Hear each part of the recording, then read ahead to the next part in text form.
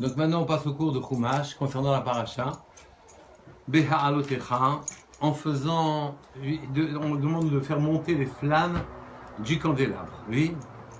Et si naturellement le candélabre, la menorah a une signification par elle-même qu'on verra un petit peu à la fin de ce shiur. Mais dans cette paracha, on voit que c'est décrit le Uchal Anochi, les Vadi, la Set et Kol Ha'amazé. Moshe Rabbeinu se plaint à Kadosh Baruch Hu et lui dit, moi, je ne peux pas porter tout seul tout ce peuple-là. Ce fardeau est trop lourd pour moi. Si tu me destines un tel sort, si je devais souffrir comme ça, je t'en supplie, fais-moi plutôt mourir. Si je trouve grâce à tes yeux et que je n'ai plus cette misère en perspective.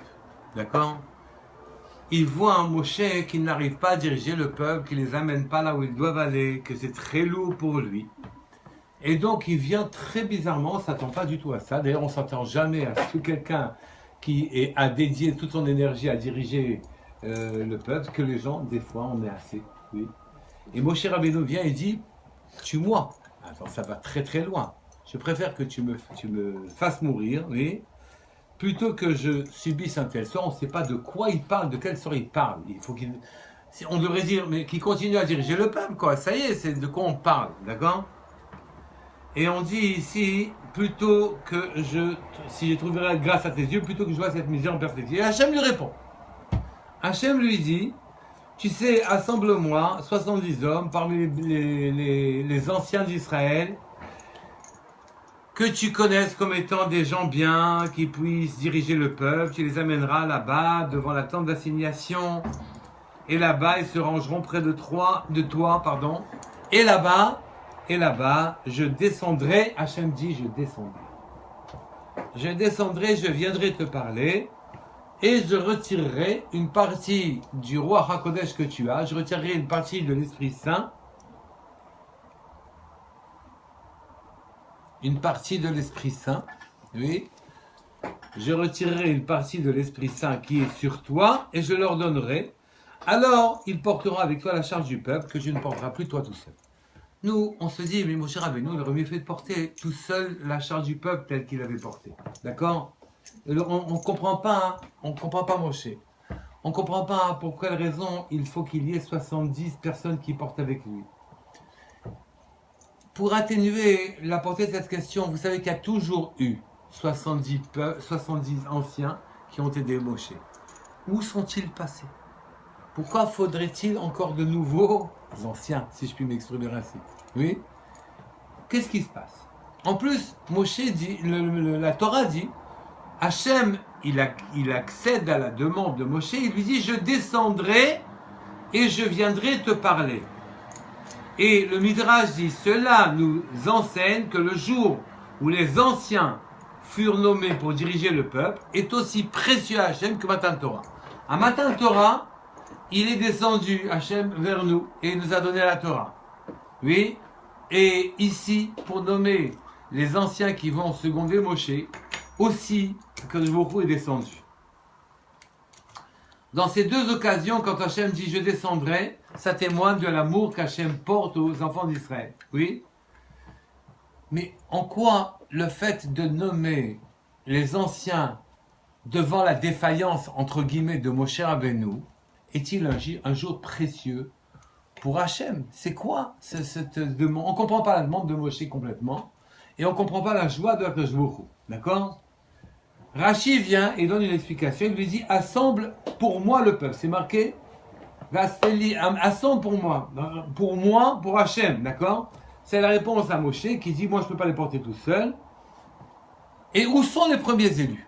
Où sont les premiers élus? Vous savez que quand dans Shemot, Moshe Rabbeinu est allé voir Pharaon, il y avait avec lui 70 anciens. Quand il est monté dans le Sinaï, il y avait 70 anciens.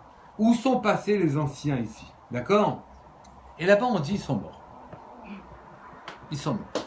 On demande, mais pour quelle raison sont-ils morts? Réponse, ils ont été punis. On demande, mais pourquoi ils ont été punis? Et on répond, parce qu'ils se sont conduits avec légèreté avec légèreté, oui. Ils ont vu Akadosh Baruch Hu, ils ont mangé, ils ont bu. Ils ont mangé, ils ont bu. Qu'est-ce que ça veut dire? Ils ont parlé à Hachem, ils ont bu.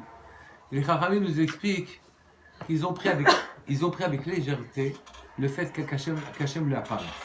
Ils sont sortis grandis.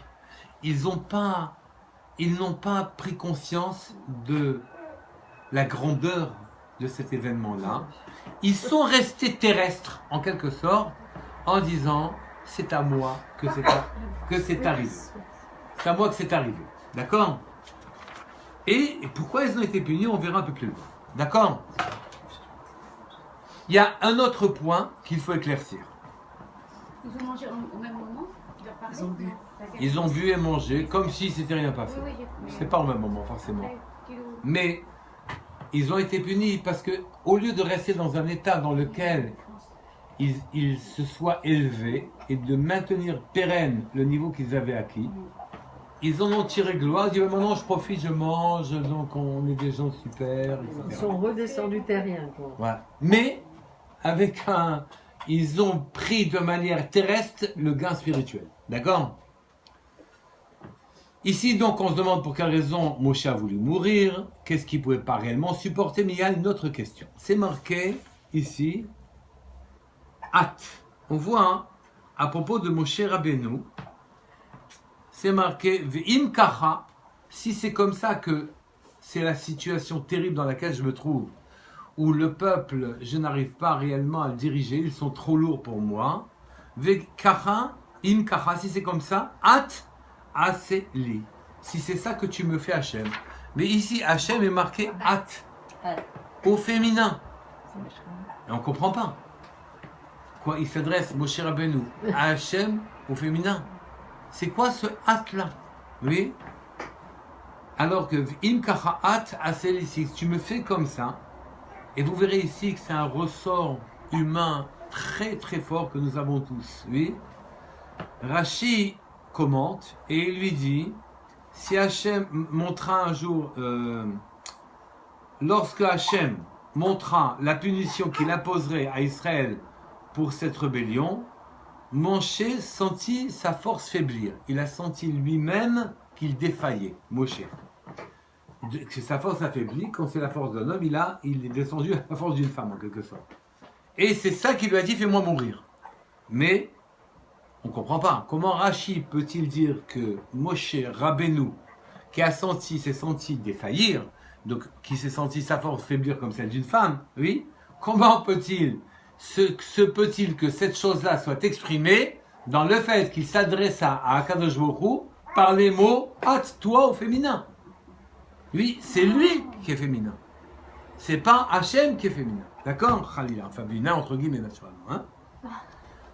Le Maharal se pose la question. Il s'est penché sur cette difficulté. Il a dit, je vais vous donner un yesod. Une idée qui est malheureusement valable pour nous tous. Oui. Moshe avait auparavant perçu la grandeur d'Hachem de manière totale, profonde, une clarté éblouissante. D'accord? Il a vu ainsi des miracles. Il a vu des prodiges accomplis par Akadosh Baruch Hu. Il a vu Akadosh Baruch Hu dans toute sa puissance. D'accord? Lorsque la faiblesse s'est emparée de Moshe Rabbeinu, il n'a eu de Hachem qu'un éclairage confus, quelque chose de vague. Il a perdu son niveau, son acuité.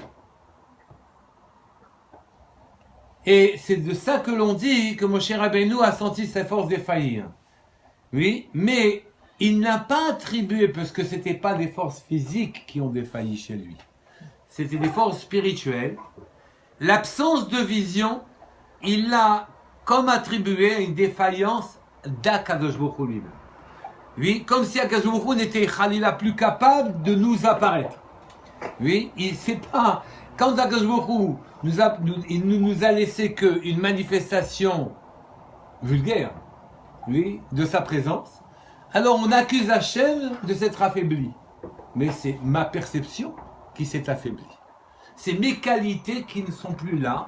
pour pouvoir me permettre de voir Hachem dans sa splendeur, pour voir Hachem dans ses miracles, pour voir Hachem dans sa grandeur. Oui. Et à chaque fois que je vois une manifestation qui m'est désagréable, une manifestation normale, et que quand ma vision des choses se réduit à les lois naturelles, la logique structurelle, d'accord? Loi naturelle, ou bien ce que je vois c'est Schar Veonesh, châtiment et récompense, que je ne vois plus toute la grandeur qui se cache derrière, il ne reste que l'ossature du comportement, oui, et il ne reste plus que le squelette du comportement d'Hachem, le monde qu'on a en face de nous, la terre, les cieux, etc., que les manifestations les plus ultimes de lui, et pas la grandeur, qu'il n'a plus la force de regarder la grandeur en face. Lui, il dit Hachem s'est affaibli. Et nous, on dit Hachem s'est affaibli. Quand nous, on s'en sort pas, hein, oui, on dit c'est pas de notre faute. C'est pas que nous, on est fautifs. C'est pas que nous, on s'est abaissé. On a abaissé de niveau. Pas du tout. C'est Hachem, il aurait quand même pu faire les choses différemment. Oui. Si j'avais été à sa place, Kaviarhol, oui, je n'aurais pas fait ainsi. Oui. Dans mon degré de compétence, je ne vois pas les choses comme ça. Oui. Et c'est terrible, mais c'est comme ça qu'on voit les choses. Donc mon cher Rabbeinu, oui, qui a senti ses forces faiblir, a accusé la Providence de lui offrir un spectacle qui n'était pas celui qu'il attendait. D'accord? Il a dit hâte à Hachem. Si c'est ça que tu m'offres, je préfère mourir. D'accord? On peut poser des questions? Oui. Comment Moshe, à la fin de sa vie, comment il a pu faiblir spirituellement à ce moment-là? Et pourquoi est-ce que la forme soi-disant de faiblesse d'Hachem, ça revêt une forme féminine? C'est pour donner le... C'est ça. Il y a deux questions. Il n'y a pas une question. Il y a deux questions. La première question, c'est comment Moshe, tatata, vous avez dit. Et C'était ça. Et écoutez, il y a nos faiblesses personnelles. Et vous savez qu'une grande partie de nos cohortes dépendent aussi de notre environnement. Si je me mets dans un environnement de voyous, je vais devenir voyou. Si je me mets dans un environnement de gens très élevés, je vais devenir élevé. Moshe Rabbeinu a vu son environnement des Juifs baisser. Oui, il a vu l'ensemble du peuple qui ne méritait pas de voir des miracles. Et qu'à partir de ce moment-là, hein, puisque le peuple ne mérite pas, le degré d'un dirigeant dépend de ses cohortes personnelles naturellement, mais dépend aussi de ce qu'il doit faire venir sur terre par son entremise sur ses sujets, sur les gens qui l'assistent. Et donc si les gens qui l'assistent ne sont plus capables de voir des miracles, si les gens... Je vais le mettre au piquet. Hein. Et si les gens qui l'assistent sont plus capables de voir des miracles, et Moshe Rabbeinu n'est plus capable de se mettre au niveau où lui, il amène, entre guillemets, c'est pas lui qui les fait, mais qu'il amène des miracles par son canal sur le peuple, lui, il baisse de niveau. Il y a deux dimensions, une dimension personnelle, on va dire celle de Moshe n'a jamais baissé. Mais il y a une dimension de Moshe spirituelle qui est dépendante de ce que le peuple peut accepter, donc celle-là, elle a baissé. Mais est-ce qu'on peut pas dire aussi que le... Donc ça, c'est pour le... que l'emploi du hâte féminin s'adresse à la Shrina, qui est justement ce que nous percevons. Évidemment. Ce n'est que ce que nous percevons. Alors maintenant, il y a deux choses. Il y a deux choses. Il y a Akadosh Baruch Hu, quand il a créé le monde, s'est trouvé contraint de faire des sujets un Kéli. Il a fallu qu'il y ait un récipient de ses forces sur terre. Oui. Et donc, il a mis de la lumière limitée qui va servir de Kéli. Il y a 9 forces qui descendent dans la Malchut qui est le Kéli. Si jamais il n'y a pas de Kéli, on reste qu'avec les 9 forces d'Akadosh Baruch Hu, il n'y a pas de réception. Donc nous sommes des réceptacles. Si jamais nous sommes des réceptacles, si jamais il n'y a pas de réceptacle, si jamais nous ne pouvons pas prétendre avoir la force d'Akadosh Baruch Hu, nous la recevons. Nous sommes tous en position féminine de recevoir. La dimension réceptacle s'appelle Malchut, la dernière. Le roi est celui qui reçoit la bracha de tout son peuple, mais ce n'est pas lui qui décide de recevoir les 10 000 ou 15 000 ingénieurs dont il a besoin dans 28 ans pour que le pays fonctionne, les 10 000 ou 28 000, les acheteurs Artis dont on a besoin dans 28 ans pour que le pays survive, et ça lui tombe dans les mains sans qu'il fasse rien. Ça dépend de sa bracha.